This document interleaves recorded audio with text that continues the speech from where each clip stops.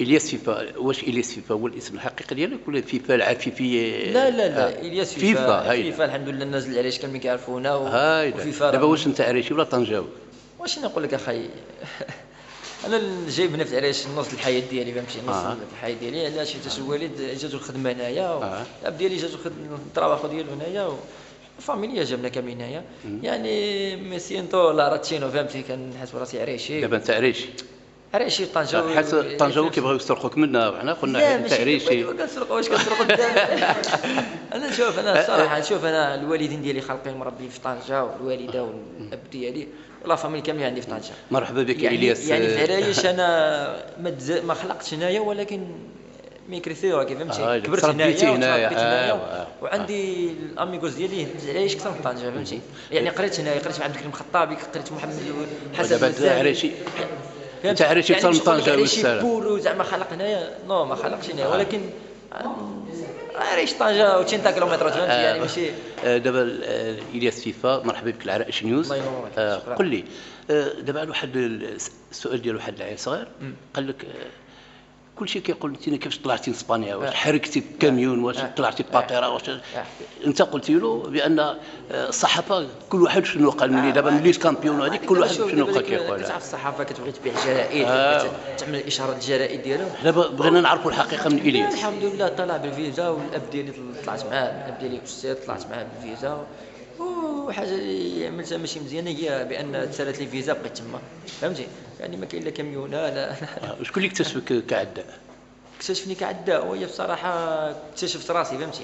يعني انا دخلت لهذا الميدان راسي، حتى شي واحد ما زعمني ندخل لهذا الميدان ولا شي حاجه. انا دخلت راسي باش نتجنب بزاف ديال الطرقان، يعني فهمتي. كاينين بزاف الطرقان اللي كيعملوهم الشباب اليوم، يعني مخدرات وداك الشيء، فهمتي. انا تجنبت من ديك الطريق، بغيت ندخل شي رياضه للجسم ديالي مزيانه، بحال اللي كنشوفوا شي عريشين كيمشيو للامبيك، انا كيمشي يجري، علاش الصحه ما اذا كان بديت هيدا. وشوف سبحان الله، بعد مشيتي نحل الكلوب ديال كاتالونيا هو البرشلونه. تما بديت هذا الشيء، تما بديت مع الكلوب، تما ديك الكلوب زيارني مزيان، بقاو كيعطيوني في النصائح وداك الشيء. الحمد لله كما كنعرفوا اوروبيين كيهتموا بهذه الرياضات وهذا الشيء، ايوا وعاونونا بزاف الحمد لله. ومن هيدا وفي خدرتي الجنسيه الاسبانيه فوقاش حتى اكتشفوك؟ لا، وانا كنت يعني بواحد المستوى مزيان عالي مزيان. وكان واحد النقاش بين المغرب، الجامعه المغربيه كانوا عارضين عليا ولا، ولكن عرضت عليك الجامعه المغربيه باش تكون اطليطه في عرضات عليا، ولكن ما كانش درابو مغربي. لا، درابو المغربي كان ما كانش واحد سوء تفاهم. حنا ما كنعرفوا، انا الحمد لله مغربي ودين والديا في المغرب، والرايه المغرب رايه في القلب، فهمتي. ولكن انا بالنسبه لي كنجري باسم الجامعه الاسبانيه. علاش؟ حيت هذوك كيعرفوا، عارف الدوله وفروا لك الامكانيات كامله. يعني هنايا في المغرب ما هضروا، انا ما هضرت لهم شي على الامكانيات كيفاش وصلت يعوضوا لنا التعويض.